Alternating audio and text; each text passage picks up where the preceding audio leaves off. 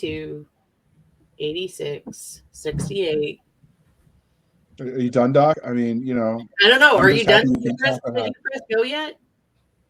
Yeah, I did. I mean, we've just been listening to you count. I mean, everyone's just glad that Doc knows how, but we'll take it. Hey, my football skills are limited, but my math skills are tremendous. Outstanding. So, hey, all you crazy sci-fi and fantasy fans, it's time for your daily dose of shenanigans over here at the Blasters and Blades podcast. Just three nerdy veterans geeking out over our science fiction passions and fantastical fantasies. A place where magic is king, the sky is the limit, and space is the place. We are the podcast that puts the fun in dysfunction. So, without further ado, we're going to let our guests introduce themselves. We have Miss Audrey Huey. Can you please tell us who you are to our listeners and viewers? Hi, I'm Audrey Huey. I also write as AK Huey for Thrillers and Horror. I am also a veteran, but I have been, I had my first published article back in 2015, I think. So been writing for a while now in publishing. All right. And Jenny, for people who might not remember you from the Sci-Fi Shenanigans podcast where you were a guest in season 2 with your Ethan something. Ethan Freckleton. Mm-hmm. Yeah, I got it right. Woohoo! Score 1 to my memory. Can you please introduce yourself to our listeners and viewers? Yes, I am Jenny Frontera. I write as J.R. Frontera. I started out writing a lot of sci-fi, then sort of fantasy, and then sort of drifted into weird Western, which is what I'm currently writing. But yes, I was here a while back for my co-written Starship Ass series with Ethan Freckleton. I published, my first book in 2015. Of course, was writing a long time before that, but finally published something in 2015. I think I actually hit the groove though with Starship Ass in 2019 with Ethan, so that sort of got the ball rolling. So now I'm working on a weird Western series, and I got a lot of other sci-fi and fantasy still in the pipeline. So, that's about it for me, I guess. All right. The next part of that introduction, dear listeners, how we first found them. So if you really want to know, I'm going to have to pull her episode now out of the archives to talk about the spaceship backside, because that is in the archives. That is one we managed to save. So it is now high on the priority list. But in the meantime, she found us the first time, and we stalked each other, as you do. We met up in Vegas back in 2018. We had to help her poor co-writer had an addiction to gambling. We had to help him evade the mob. It was a thing. I'm pulling that one out of my memory too. I need to write this on the calendar. I forgot about that. So good job on that one. It is a day of minor miracles.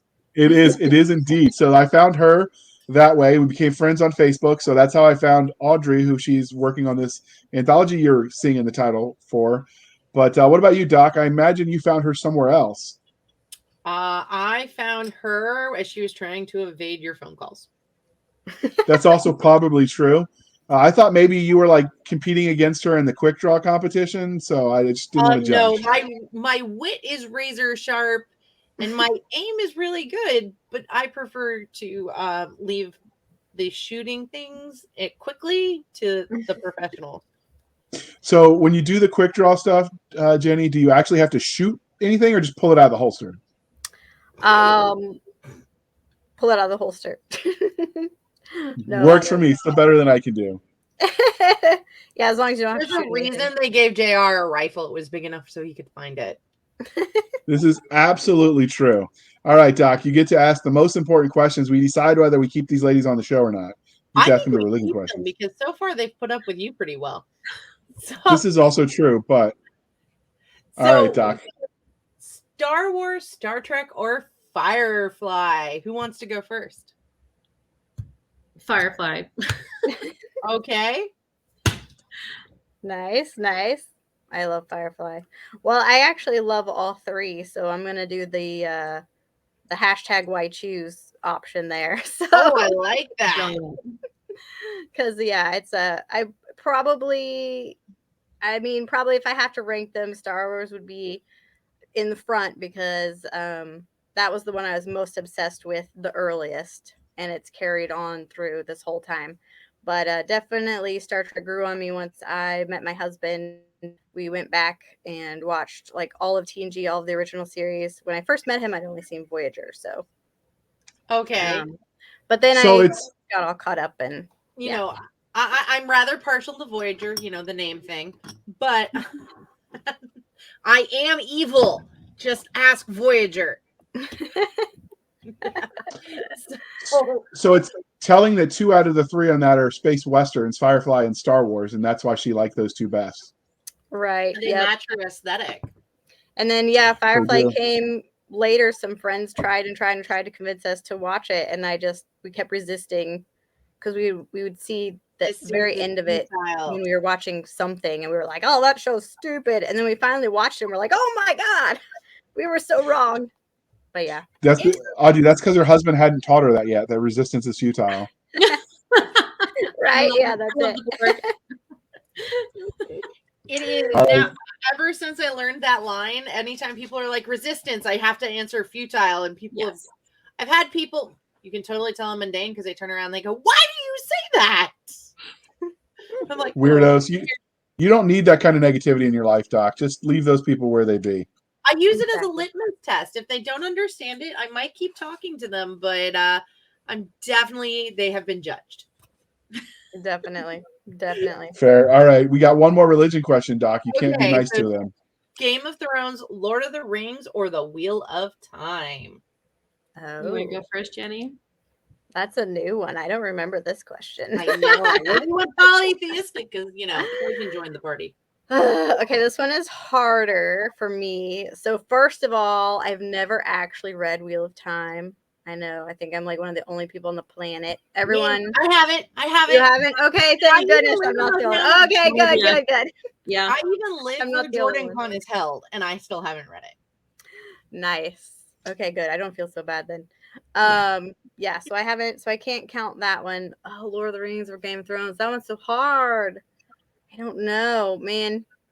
I probably Lord of the Rings takes first because again, that one, you know, I've been a fan of for a lot longer than Game of Thrones. And I haven't read all the Game of Thrones books either. I'm thinking I'm just not going to finish the series until I know that there's an ending. So you know what though? Well, normally I would argue with fans that you kind of just got to read it and embrace it. That series is so thick and so heavy. I don't blame anybody. Right. Yeah, it is definitely. It's one that takes commitment. Exactly. Yeah. So I'm just like holding off on that. So I think I'm on that one. I think I'm going to have to answer Lord of the Rings on that one. Although I do also very much enjoy Game of Thrones. But how about you, Audrey? I love Game of Thrones, but Lord of the Rings sooner. And I just love everything about Lord of the Rings. And I, love Tolkien. And the movies, I think they did a great job. It's such an adventure, and it has this, the plot, the moral themes behind it. You can see the reflection of Tolkien's views on war and coming together to fight evil and overcome darkness, and that is definitely my shtick. So, absolutely love Lord of the Rings, top of all. Good answer. So we here at the Blasters Blades podcast like the fantastical and the scientific. So which was your first love, sci-fi or fantasy, Audrey? Fantasy for sure. My parents had a great little library with sci-fi and fantasy, and I was just drawn to dragons and all the crazy Piers Anthony covers. And my mom was absolutely obsessed with Anne McCaffrey, and Dragonlance. So I grew up with that stuff. And of course, with those kinds of covers, you couldn't resist. You just had to crack that open. And I grew up in a very rural area where we did not, if we were lucky, we had 3 channels on TV. So there wasn't really much for that. There was, if the bunny ears were positioned just right and the stars aligned, we could have 3 whole channels. And although we had a farm, it didn't always work out that I was allowed to go ride horses, especially with as much as I would bail. So if a horse started going and I was like, this is too fast, I would just jump off until I learned to hang on. I actually turned out to be a pretty good rider. But so I spent a lot of time just in books and really immersing myself and feeling like part of that world and right there with those characters.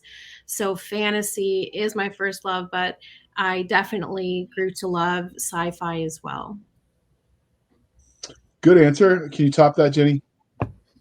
I don't know if I could top it, but it was actually sci-fi for me. So when I was younger, my grandpa was a huge fan of science fiction. So he had just boxes and boxes of the old sci-fi books. Okay.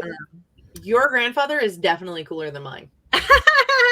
Yeah, I mean, this was like, yeah, I mean, I was pretty small at the time too. And I mean, they, the old sci-fi covers, they're not as pretty, I would say, as the old fantasy covers, but they're kind of weird. Like they're still like, what the heck? Like they make you really wonder, like, what is this book about again? So I ended up sort of like getting into those pretty young, and I was reading like these crazy old like 50s, 60s science fiction novels when I was like 10. And they were bizarre. I just remember them being so bizarre but so intriguing, and I was just absolutely fascinated by them. And then I ended up reading the first 3 Dune books, which I absolutely loved.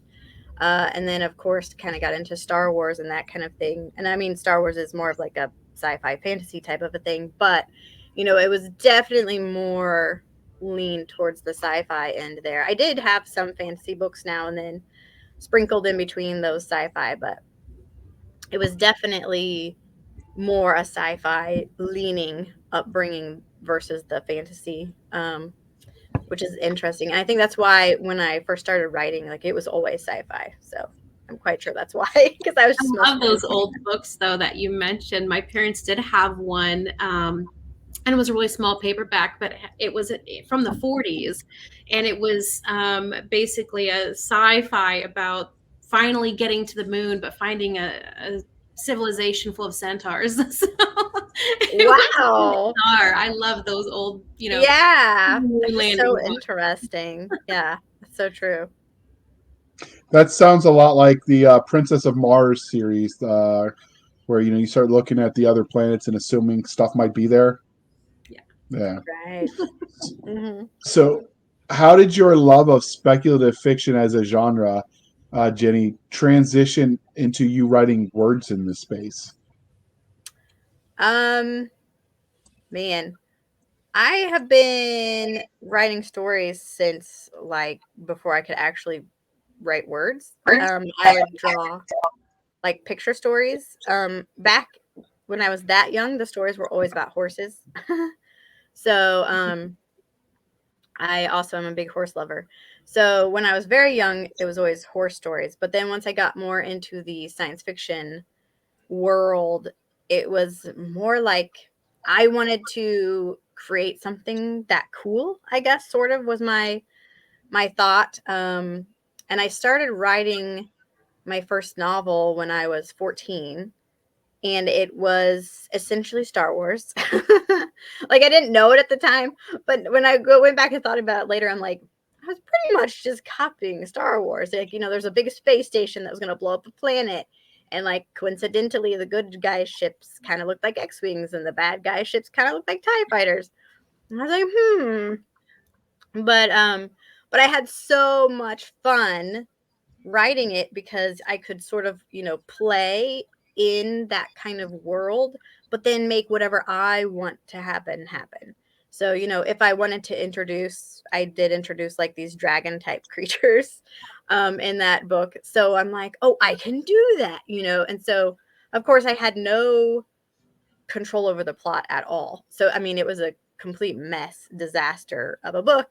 But what would you expect otherwise from a 14-year-old? But I just had so much fun with it, and I just kept writing and writing. I wrote a few original novels, and then I found out that fan fiction was a thing and just went crazy. I thought that was the best thing ever. So I did that for like 10 years. and just had so much fun with the other people in my fandoms, and we would, give each other constructive criticism. And I really think that that is actually where I learned to write well, because I had that good feed, and I had a community of people that I trusted. And then I kind of was like, maybe I should go back to writing my own stories again. And so that was a little bit of a struggle to go back to original stuff after playing in all these other worlds for a while, but eventually I managed. So kind of that's how it happened. What about you, Audrey? How did you transition from being just a word nerd to an actual author?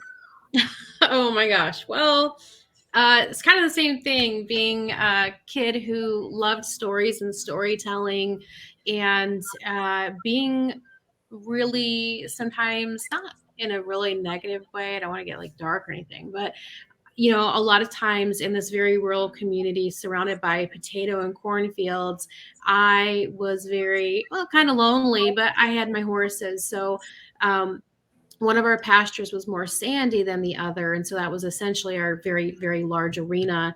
And I could just go around that thing. We had yucca. Even in Michigan, yucca can grow really well in sandy areas, which Michigan is very sandy. So we had yucca. And so I would imagine that I was out in the desert, riding out in the desert and having a Western adventure. Or if it was winter, I would imagine I'm on horseback. And I tell these stories about me exploring the Arctic on horseback, which, of course, you wouldn't do. But it was still fun as a kid, to kind of take your environment and what's around you and your situations and just imagine this whole other world from it. And it could really sprout. So and then in high school, I actually went to a technologies academy. So we did like wind and solar. And instead of doing Spanish, I did Visual Basic 6 as my language, essentially. And yeah. So, but what we did, we had a whole group of us who loved writing. And I had a small graduating class, so it was all four of our grades mingling and writing together. And we got on the servers because the servers weren't locked down, and we created our own writing folders, and we're co-writing all these bizarre stories. And of course, a bunch of us females were at the time, it was the early 2000s, so we were crazy over Leonardo DiCaprio, and Josh Hartnett was my favorite, So we would incorporate these celebrities into our weird fan fiction. I was in Yahoo groups that were fan fiction with basically the Hellmouth and Buffy universe plus Erie, Indiana plus Xena, like literally all the fan fictions all in one Erie, Indiana universe. So it was wild, but it was so much fun. And I ended up getting into songwriting more after I wrote a lot of poetry in high school, and then songwriting while I was in the Army. And I wish I would have wrote more novels instead of drinking so much while I was in the Army, but you don't know that until you know that. So, right? So one could argue that the drinking and the partying in the Army gave you the experiences to write the books now. Exactly. Okay, that helps. Okay. You're doing research. I feel like a lush when I say it like that, but it helps when someone else. No. You were doing research. Exactly. Yeah, and I was stationed in Europe, so I really got to explore a lot of very. No Americans are lush compared to the people in Europe. So you're good. So I really enjoyed going to Heidelberg, and I would sit in the castle gardens and I would write, and I didn't have a laptop back then. They were way too expensive. And I would go over across the river to the old Roman amphitheater and monastery, and you could just walk around and be so inspired. And it brought back my love of fantasy. So I wrote here and there, but I didn't really get to do that too much until I got out. I tried to go to college. I don't know how. I got married somehow the first time. And, I don't know how that happens. It's why? So weird. So I got married in the Army. I get you. Oh, yeah. Mine was from the Army, too. So don't worry. I got divorced while he was still in the Army, too. So I get that, too. Yeah, same. We were still I knew JR said I'd love you guys. He was right. Yeah, we got the same thing going on. Weird. So, but yeah, so I finally came back, and I actually have a book that I really want to finish that I started in 2009. I was so angry with them, and I was so angry with, I just come back from Iraq, and I loved being deployed. I deployed a year in from active duty with, I went to Afghanistan, which I couldn't wait to do because I studied Afghanistan because I'm a nerd. I studied it before 9/11 even happened. I was like, why isn't anyone doing anything? They're trying to warn us, right? So anyway, so I loved being deployed. I loved being part of the mission and the team and using my skills to advance the mission. And so it's always really hard for me when I come back from deployments to be feeling like you're not being part of something really active. You know, that's actually making a difference in people's lives. So I was drinking and I was in a horrible mood, and I didn't know why I was married at the time. I was like, why? Please send me back to Iraq. I'd rather be in Iraq. There are some times when that is a very valid question. Right? Like if you're happier downrange than you are with your spouse, you might have a problem. So being really open there. But so I sat in a room and I pounded the keyboard of this crappy little Dell computer, and I just wrote my heart out. And people actually really loved what I had written, and I worked on it for a couple of years. I deployed a couple more times as a contractor because at the time they didn't have a volunteer system set up to where you could just go. And so I went as a contractor because I was a reservist by then. And I started writing more and more, and I can afford a computer because I was making good money, you know. And I came back. I got my new husband, former Navy, right? Hey, everybody's got a seaman in their life somehow, right? So yeah, he's a good one, and he's a creative too. So he's always encouraged me to write, and he helped make sure that I could really get into NaNoWriMo here with a group, because I'd never done it with a group. And from NaNoWriMo, it really sparked this kickoff of taking writing seriously as a consistent part of my life, and really embracing it as part of who I am, and that it can be more than just this thing I do occasionally. So that was a really long answer, but I hope it was entertaining. but I think it's great. So JR did skip a question, which I think is a good question, but which is, I feel like we're kind of backtracking because to fix JR, and then we'll continue on. But what is it that you guys love about speculative fiction as a genre? How about you, Jenny? Boy, that's kind of a hard question. I think it's hard because there's a lot. What is there not to love, right? Right, exactly. I think that's kind of it. I think it's just the fact that, you know, anything is possible, essentially, whether you have science fiction or fantasy. You, literally can do pretty much anything. So I have never been a huge fan of contemporary books. I do love thrillers, though. Thrillers are pretty much the only contemporary genre that I actually love to read. But as far as writing, it's really hard to it's hard to constrain myself, I guess, to like the real modern world, especially. And even with like my Weird Western series now, I originally had planned for it to be a historical Western, and then I was like, no, this is not gonna work. So I just want those like mysterious, unknown, unfamiliar elements to play with, I guess. And that's what I love about other speculative fiction, works, is because it's always something new, it's something different. You're never sure exactly what's going to happen.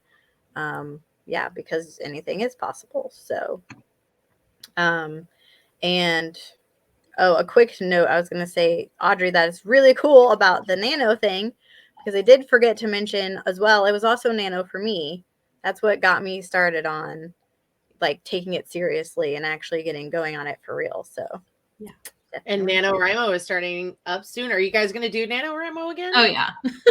Yes.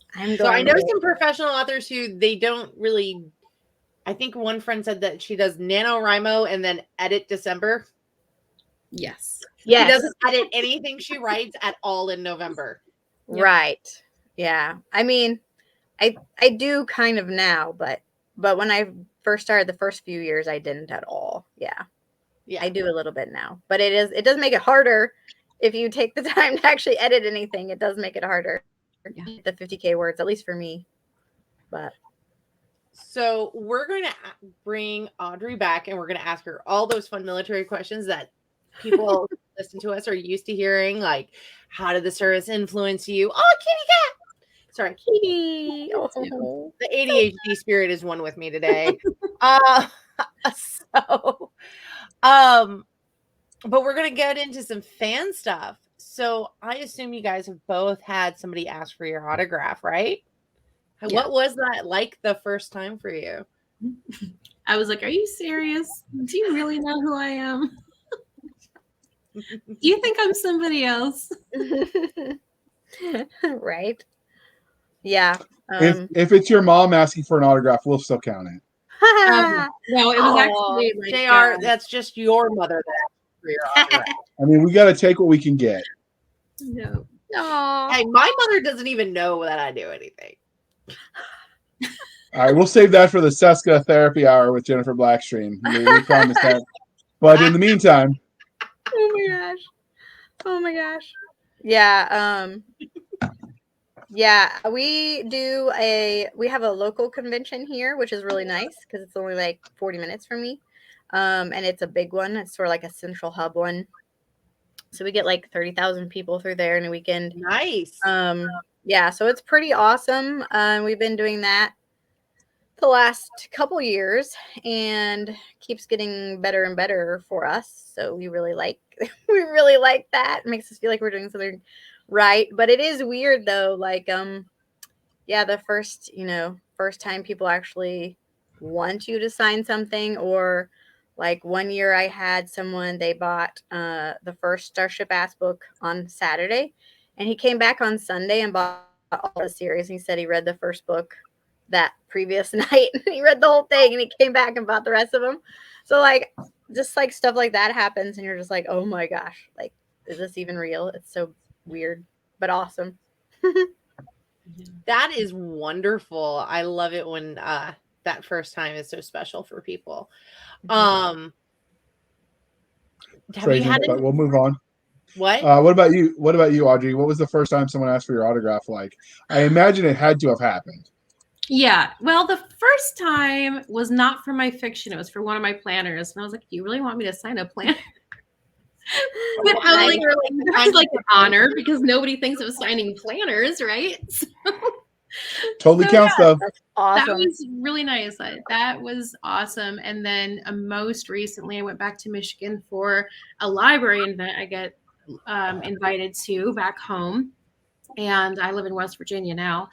And one of, I don't know how to say this like right, but somebody I respect in the community and who is a leader in the community, her daughter came to me and I had brought her a copy because she said she absolutely loved my books. And she, so I brought her a fresh, brand new, crisp copy because hers, I don't know if the dog, her daughter let me know. So I brought her a copy and she's like, make sure you sign it for her because that will just make her so happy. And I'm like, but she's like important. You know what I mean? So it was just the biggest compliment to know somebody that I had respected so much and again as a leader and an entrepreneur in our community, it enjoys my work and would like my signature on it. That's so weird. So what about weird or funny interactions with fans since you started writing, Jenny? Sorry. No worries. Well, I think there are two, I guess, fan interactions I think that are probably my favorites. I mean, I don't have a ton. I have a small readership, but they tend to be very enthusiastic and engaged, which is, I mean, I would prefer that anyway, over having a whole lot of readers who really, don't remember me the next day after they finish my book. So,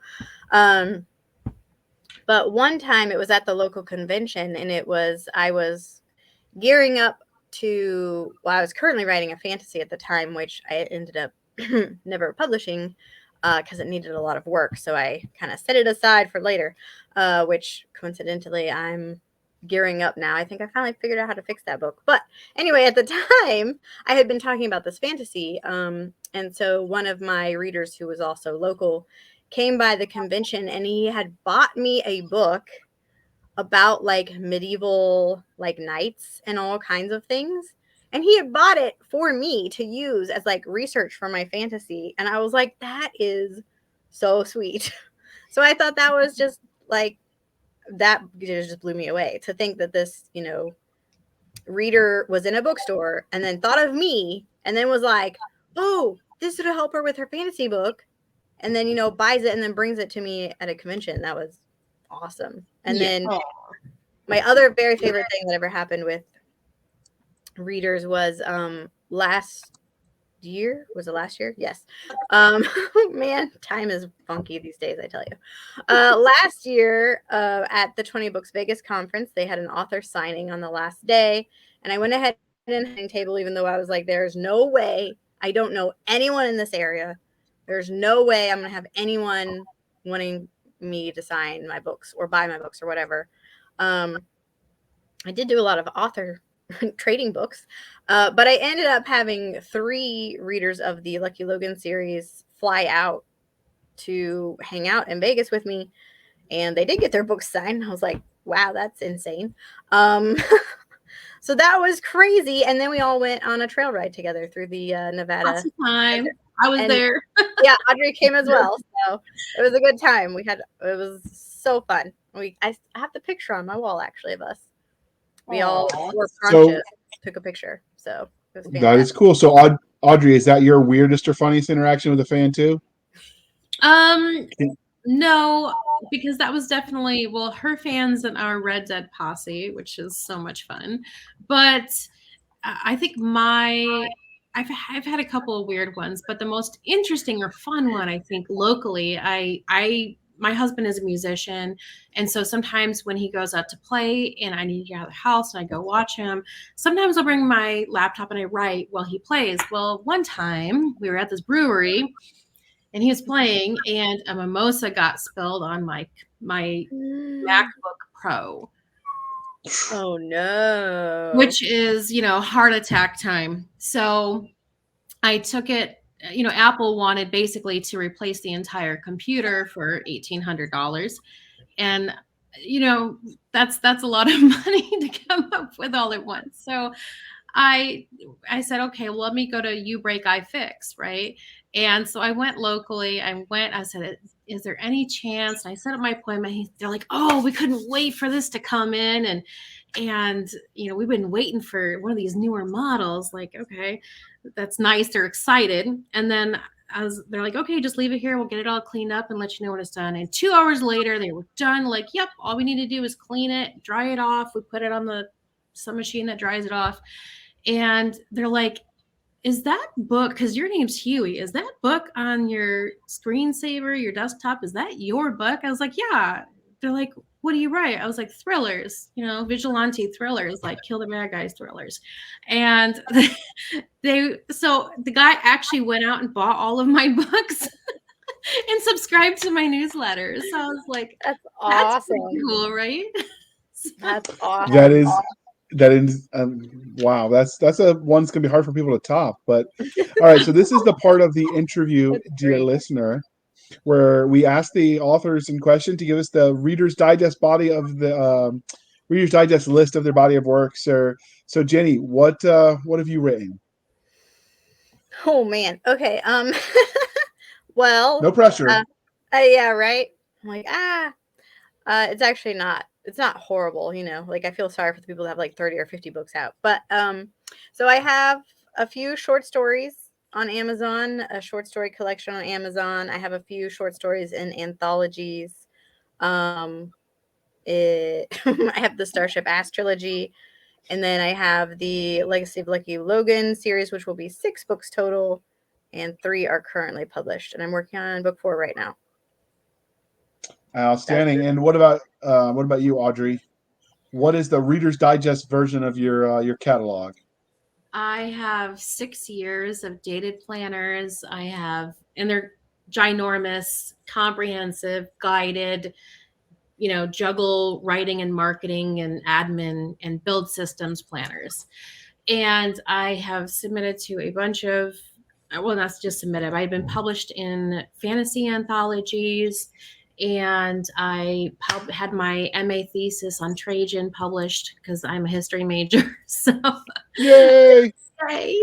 Yeah. So of course there's going to be some historical fiction in my future. I really want to write something on Tiberius, but anyway. So, and then I have my. We get to keep her, Doc. I already made that call a while ago. Welcome to the party. You're late. Better late than never, right? So I'll take it. Fair enough. Yeah. So, and then of course I have my vigilante thrillers, and I'm also planning. I've got my outlines ready and pending. No more medical stuff. I'm no more babies. Done with babies. I want to publish my first sci-fi trilogy, military sci-fi trilogy next year. So awesome. Yeah. So you'll appreciate this. I tried to convince my wife that when our kids were born, I tried it 2 times with both of my sons, that we should name him Publio Cornelius Scipio Africanus the Elder, because he beat Hannibal at Carthage, right? That's a solid name. She didn't go for it. The kids thank her, by the way, for that one. But my husband, he's a history major too. We have like the same degree in ancient and classical history, same masters. And so I was like, honey, come on, Scipio, or come on, Tiberius. That's doable. Come on, Trajan. My first character, Trajan. My first main character was Lance Scipio, because I like Roman history so much. Yes. So the history is fun. Bond with Mark Edelheit over that. All the cool people like history, Doc. Get with the program. I love history. Unlike you, I did history recreation, actual history recreation. I did Civil War reenacting. I did Civil War reenacting. That counts. I mean, I got to play with black powder rifles. Yeah. So, all right. But we didn't bring them here to nerd out on history. I get letters when I go too far. Audrey, Declan Finn, another friend of the show, is a history nerd. And whenever they put us, they're like, no, you need chaperones. We don't care. These people are just clearly, they need help, right? But obviously, we brought you here together because you worked on a project together, and that happens to be Darkest of Dreams. While we talk about that, I'm going to... sometimes accidents happen. No, wait. Happy little accidents. Isn't that what Bob Ross called them? Yeah, happy. That's right. Happy little accidents. Whenever you have to tell yourself right. No such thing. So how did you... That's right. How did you come up with the premise for this collection? Was it a Ouija board, psychedelics, overindulging in expired candy? I mean, it is the Halloween season.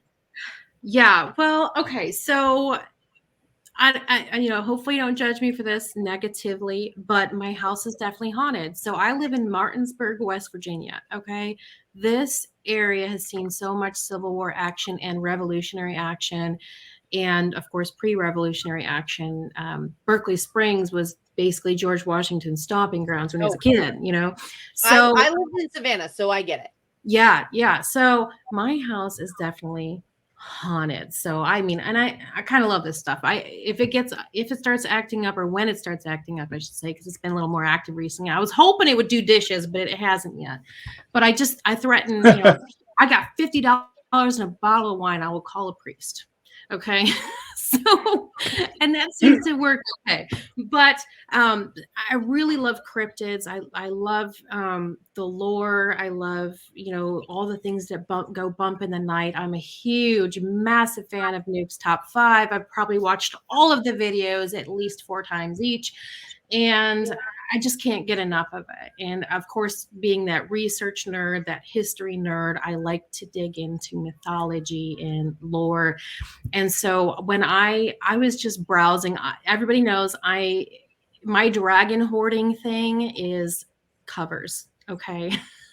I hoard covers and pre-made covers. And I was going through a website that had some pre-mades, and I came across this, and I just immediately fell in love with this. And I said, this is the most perfect, creepiest thing. If nobody else wants to do a horror anthology with me, then I'll write my own full-length horror novel for this. But I really love horror short stories because I think you can get a really good fun jolt in really quick, fast, and then get on to the next thing. So I saw this, I just fell in love with it. It was originally called The Stealer of Dreams, and I thought Darkest of Dreams sounds like just the perfect fit for cryptids. And I thought, how many cryptid anthologies are out there? And there's really not a lot. So I just really wanted to focus on that niche of for readers and people like me and like so many of us who love cryptids and want to see more of this fiction. It's like there's a thirst for it. We just can't get enough, So I went ahead and I put out my call for submissions first in my private group, the ATA, the Author Transformation Alliance. It's my private little author group. And then we expanded it to the public to make sure that we had enough stories because I like my books thick. So I wanted to be as big, if not bigger than Night Shift. So yeah, it just really grew, took on a life of its own, you could almost say, and it has been a monster of an amazing, terrifying, fun project. I hope that sums it up pretty well. It does. And fun fact, when you buy pre-made, some of the contracts mean you actually lose them if you don't use them within a certain period. Learn that one the hard way. I feel your pain. All right, Doc. Next question is you, or we'll nerd out again and you're going to like it. Oh, can you explain for JR what a cryptid is? Because he's not a science person, and that term sounds like biology to him. Oh, and heavens, it's not biology for sure. So it is basically a creature that may or may not exist. Cryptozoology sounds really scientific, but there's no school for cryptozoology kind of thing. There's no science academy for it. It's definitely a loose conglomeration of people who explore and study and believe that there's so much more to the world that we don't know. And so a lot of these creatures and cryptids, which there's not really a solid definition for. So we have vampires, we have Baba Yaga, the witch, but they still fit under the very, very, very general description of cryptids. So just a cryptid is a creature that may or may not exist. There's no definitive proof, but often they're based on lore and legends. Was that too long-winded? No, it's good. It's good. Does that sound so like Nessie would count? Loch Ness Monster would count as cryptid? Absolutely. Yep. The monster in Lake Champlain. We even have a lake monster in our anthology. Okay. All right, Doc. Keep going. Keep going. You're on a roll. Oh, why, thank you, kind sir. So, I thought this was where we're going. Oh, actually, since this anthology is the sponsor for this episode, we're not even going to worry about a commercial today. And we're going to dive right into this. Jenny practiced. She's going to read the blurb. Oh, she's going to read the blurb. We're counting that as a commercial. Wait, am I reading the blurb for the anthology? Yeah, I thought you said you had it prepped. That's why I was going to have you do it. I will have it in just a minute. I mean, it's not really. It's not much of a blurb because it's covering so many stories. But I'll read it anyway whenever you guys are ready. Okay. Go for it. Okay. The Darkest of Dreams, Cryptid Horror Anthology, is a new fiction anthology exploring the mysterious, disturbing, and terrifying world of cryptozoology with tales by 14 mesmerizing authors.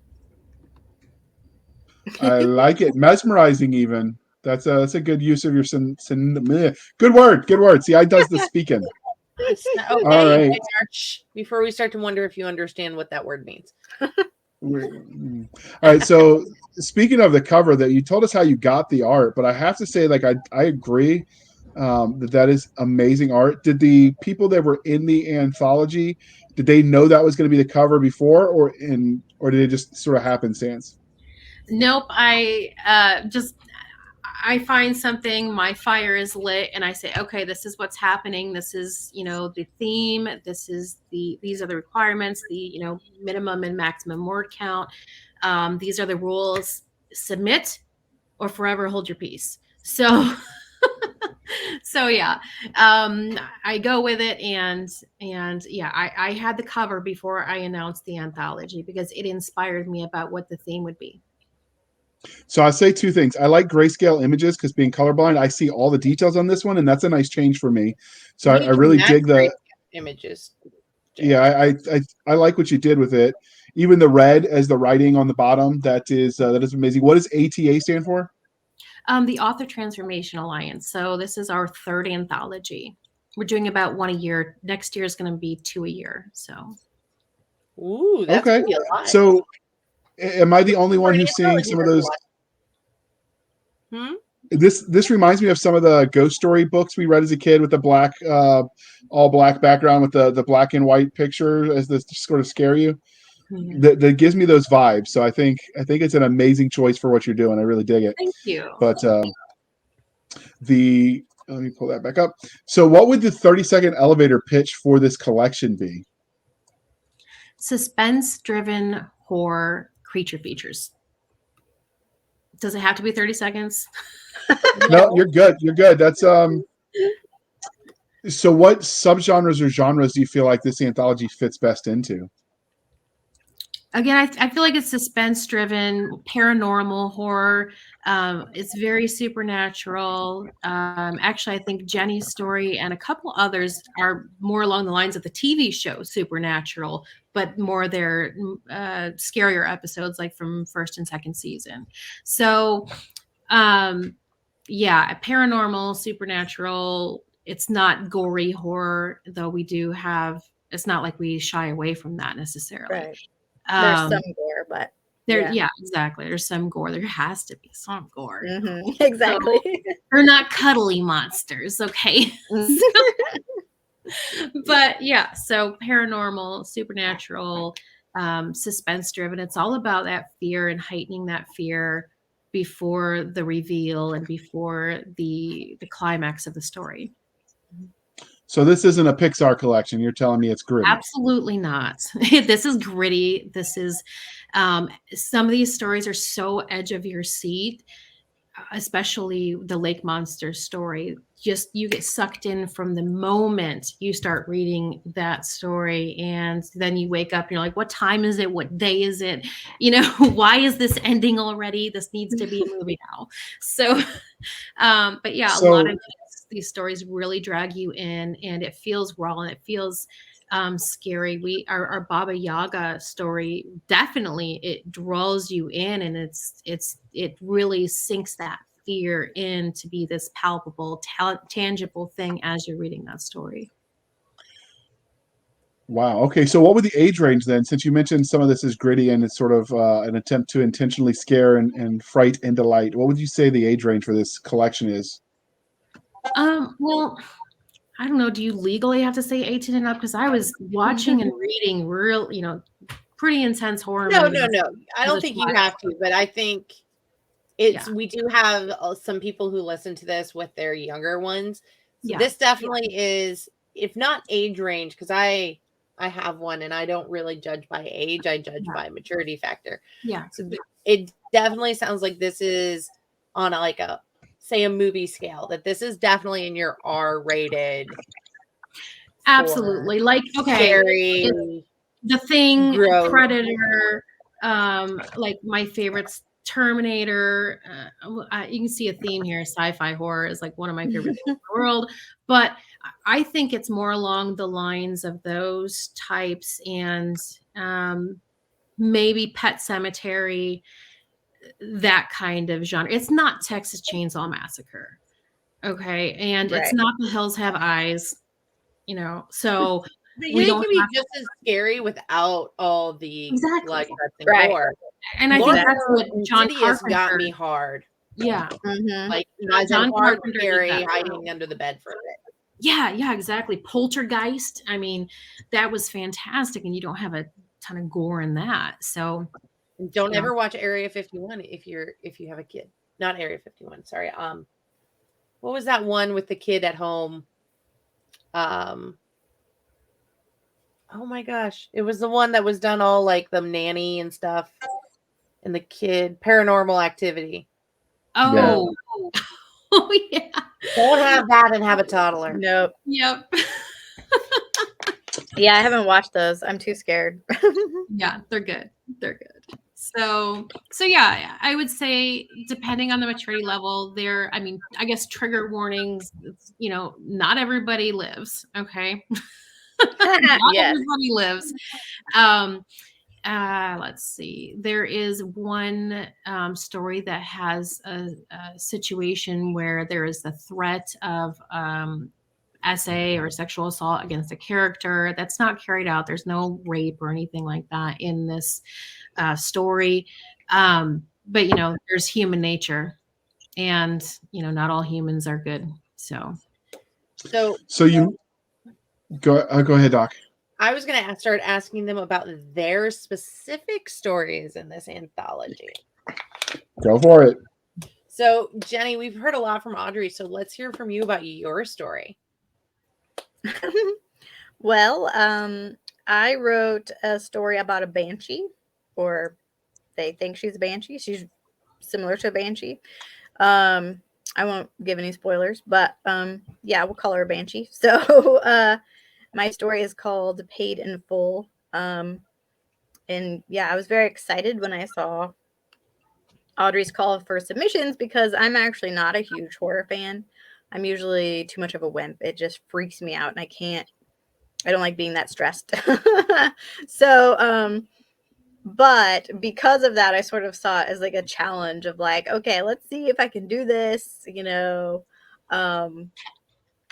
there are definitely some horror movies that I do really like. I think are very well done. So I sort of tried to go more down that avenue with my own story. And yeah, and it was perfect timing too, because I actually had just like fleshed out an idea for a series that I want to write down the road a little bit. And so my idea for the short story for this anthology fit perfectly in the backstory to that series. So I actually get to introduce one of the main characters from that series in my short story for this anthology. So that was really fun. Nice. So it kind of like scratched that itch and then let me forget about it till later. So I approve. That is good.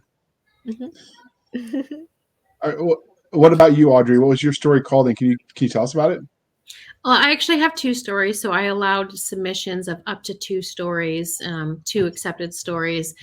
And I have a hard time just writing one. So, and like I said, I wanted it to be thick. We're almost at 140,000 words on this anthology. So it's definitely going to be a thick book. So I have my first story is called Disappearance at Sleepy Creek. And if anyone gets that reference, please comment. Please say hooray. Please drop that author's name. I mean, if you want to know, you can ask me. But Sleepy Creek Mountain is a place that my husband and I love to go to fish. We love fishing together. That is our date day. My husband takes Mondays off, and we could go have adventures once both the kids were in school. And we would just go up to the mountain and go fishing, or we would run around West Virginia and try to find places to go fishing. Kind of a way of exploring. But it's a really eerie place. It's a convergence of 2 mountains, Sleepy Creek Mountain and Third Mountain. And there's a man-made lake on top where they dammed up a stream. And it's so weird up there. It's so creepy. There's not a lot of the wildlife sounds that you should hear. So this place is just eerie by nature. And yet it's so beautiful. You get the most amazing views. There's these huge rock formations that just seem to jut up out of nowhere all over the mountain. And a lot of times when I would be walking the banks of the lake, we would find very large cat prints in the mud. We would find bear prints in the mud, bear tracks. And I actually have a book, and it's something my mom got me into, but tracks and scat of North American wildlife, so that you can, I just, I'm a nerd. So I started thinking about when me and my husband would bring the kids up there and try to get them out into nature. And it was always scary when my children were toddlers. And so, of course, I get this seed in my head, kind of very Stephen King-ish, like, what's a horrible thing that could happen to you as a parent? And it's, what if one of the toddlers wanders off while you're not looking? So that is the premise for Disappearance at Sleepy Creek. And I cannot read that story if my son's not here. So when I read things that happen to kids, I have to go in and hug him, and I do not care how sound asleep. I know. Well, thankfully, I don't want to spoil it. I'm not going to spoil it, but it doesn't play out like a Stephen King story, okay, where he just murders children wantonly, okay? So that's good, because I couldn't really get down. No, we're not going to do the horrible things to little kids. It's a line for me. So, and then my second story, Copper Country, I think one of the most intriguing cryptids for me is the rake, which is this weird hairless creature that's sort of a humanoid. It actually kind of resembles, old descriptions, not the contemporary form of the Wendigo, like we see on the cover, but the older descriptions of the Wendigo, where it's kind of this, very, very skinny, starved humanoid creature. So the rake, may be a byproduct of a 4chan thread about creating a cryptid, but it may not, who knows? And I just think it's so creepy, and the little pieces of quote unquote video evidence are just, they're enough to make your skin crawl. So I wanted to write about 3 boys who grew up in rural Michigan, because that's where I'm from. So I can write it really well. And I think I've been told I do really well at getting the feel and the character of rural Michigan. So I have them going around, and this is something that people do. Not that I'm condoning illegal activity, but people will go to abandoned houses and strip them for copper. So it's called Copper Country, which is funny because up in northern Michigan, we got the UP, which is known as Copper Country. So Copper Country is just kind of a play on that. But when they go into one of these abandoned houses, there's a very, very terrifying surprise waiting for them. And so that's a little bit about that story. I'm not going to spoil it, but it's terrifying. My vibe for the pace of that story is not just creepy, but the pace of The Collector, which is one of my favorite horror movies. Edge of your seat. Once that action starts, your stomach is in a ball the entire time. That's the pace I go for. That's some deep stuff, but I'm digging it. It sounds interesting. Hopefully everyone else will find it interesting. I know I found it because it was recently on Kickstarter, but that has succeeded and completed. So we will link to where they can buy it on the show notes just in time for your Halloween goodness, so you can scare yourself silly. But you mentioned that this collection was part of a collection that will be ongoing, the ATA Anthology series. Will they be all themed cryptid, or will it just be, miscellaneous themes? I'm still deciding on next year's theme. It could be another cryptid anthology, because there are so many that we didn't get to explore in this collection. Like we don't have a chupacabra, for example. We don't have a Michigan Dogman, which why did the chick from Michigan not write the Michigan Dogman? So there's a lot of other cryptids and creatures that people are excited to hear about, and that we actually got messages about that I think would be wonderful to incorporate. And so I'm going to have submissions open from January 1st to May 31st for these cryptid stories for the second volume of Darkest of Dreams. Well, and when those submissions come up, we can put an open call to the listeners of the Blasters and Blades group on our group on Facebook, because we got authors in there, and we have some people who want to be the next new author, and we would love to help them by helping them find a new submission to go That would be wonderful. We actually have 2 debut authors in this anthology, Stephen Wurtzbauer and Don C. Gregory. So, I mean, and they wrote fantastic stories. I am so honored that we get to be their debut publishing experience. That's awesome. So, of all the cryptids that are out there, it doesn't have to be one, because we want to wrap it up on a sort of a fun note. It doesn't have to be one that's in this anthology, because there's more anthologies of your cryptids coming out. But what is the scariest cryptid you know that's out there, like in your personal opinion, Audrey? And we'll get to you next, Jenny. Oh, that is tough. I do think it's the Wendigo because of the link to cannibalism and some lore having to do with the sin, not the sin in a religious, but the sin against humanity, I guess, of eating human flesh and that affecting the soul. So I think there's a lot of deep mythology there, but that cannibalistic aspect and how it can transform you, that is absolutely terrifying, because we know we have had cannibals, and there's a famous one trending on Netflix right now. So, Wendigos, I think, are absolutely terrifying. Yeah, Wendigos are absolutely terrifying. So I actually just I just discovered the Supernatural series, so I'm on season 1. So I'm like, all these are going through my head. So do you have a rounds for a living? What's that? Nothing. Okay. So do you have a favorite cryptid? And then we'll come to you for these 2 questions, Jenny. Do you have a favorite, Audrey?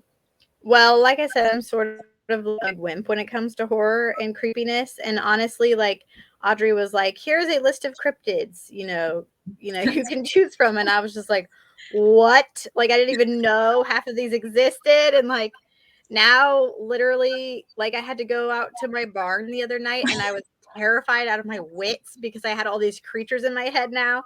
So I'm not sure I would call it my favorite, but it's kind of why I ended up going with the Banshee for my own story, because it happened to be what I was most familiar with at the time. And these other ones kind of overwhelmed me a little bit. But I think the scariest one I think is the I'm gonna say it wrong. It's a really fun name to say. It's like Mananagal. Mananangal.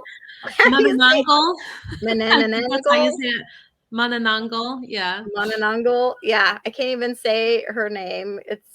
That one might actually take the cake from the Wendigo, now that you mention it. Terrifying. It's like a lady with like bat wings and like this like tongue with like claws in the end, and she eats like unborn children and pregnant women, and she can just rip herself in half, and then her top half like flies around.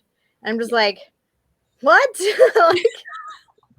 So I think I've seen something like that in an anime. So, dear listener, if you have the scariest cryptid that you have in your thoughts, join the comment section when we share this on Facebook and tell us what you think. The next part, the most exciting part for you, Jenny. So don't scare yourself too much, but do you have a favorite cryptid? A favorite one. Okay. So not the scariest, but just the favorite. That is a good question. Well, actually, yes, I do. Actually, it's Baba Yaga. I like Baba Yaga. I think I love her folklore. I think she has a bunch of interesting stories.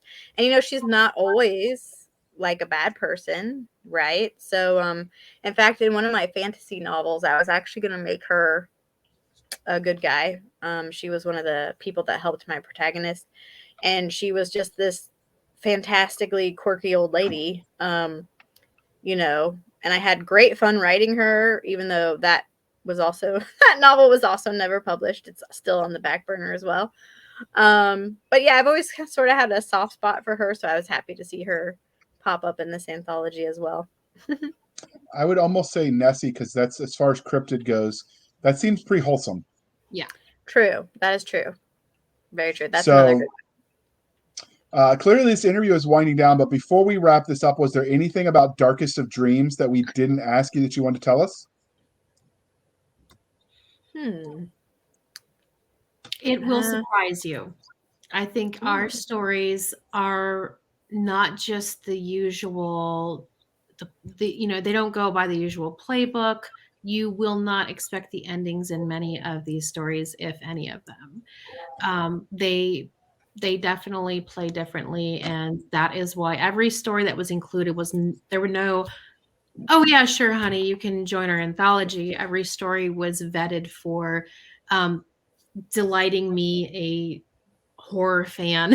So, and yeah, there were no, here you go, you can join us. Every story was delightful and different. And we actually have, I know we haven't talked about him yet, but we do have Sasquatch. And we actually have 3 Sasquatch stories. And there's a really good reason for this, because there are so many different aspects of lore about Sasquatch. And we have a Washington Sasquatch, we have a Georgia Sasquatch, and wait, where's the third one from? I'm trying to remember. But yeah. So let me see here. Where is that third one from? I'm trying to remember, because it's just so much fun. Anyway, the point being, there's Yosemite. There we go. Yosemite. So there are just so many different aspects of lore, and each of these stories represents a different aspect of the lore and mythology surrounding Sasquatch. So that we did not forget our dear friend Bigfoot. He is there 3 different times in 3 very, very different ways that I think will surprise the reader and leave them guessing. So always a good thing. So this is the part of the introduction, the outro, dear listener, where we remind you to please be kind and speak your mind on the reviewing platforms. Your reviews help the right readers find the right book, so do your part. And if you write a review for this collection, be sure to tell when you leave the review, the ones that scared you the most, that kind of thing. I imagine the horror readers would want to know. Obviously no spoilers in your reviews, people. Have some class. All right, we are dignified human beings. But We are. You're Audrey, I mean, I fake it though, with you. So Audrey, can you tell listeners how they can find you on the Wild interwebs? And as usual, links will be in the show notes. Yeah, so I am at akhuey.com. Audrey is writing on just about every social platform there is, well, at least the major ones. And of course, Darkest of Dreams. If you find us on Kickstarter, we're going to have our pre-order link up and links to Amazon when it is available on Amazon at a later date. Outstanding. And Jenny, who publishes as J.R. Frontera, can you tell listeners how they can find you as well? Yeah, my website, of course, will have all the things. It's jrfrontera.com. I am on Facebook as Jennifer R. Frontera, or my author page is JR Frontera. And Instagram is also JR Frontera. I do have a Twitter, but I'm not there very often. But it is the one odd man out. It's at lightning_bug. And I think another underscore. I don't even remember that one very well because I hardly ever go there anymore. But I think that about covers it. Those are the main things. So. All right. You can find us on Twitter at twitter.com/SF_fantasy_show, Sierra Foxtrot _fantasy_show. You can email us at blastersandbladespodcast@gmail.com. Again, blastersandbladespodcast@gmail.com. You can find us on Facebook, where all the shenanigans happen, over on facebook.com/groups/Blasters and Blades Podcast. Again, /groups/Blasters and Blades Podcast. You can find us on our website at anchor.fm/blasters-and-blades. Again, anchor.fm/blasters-and-blades.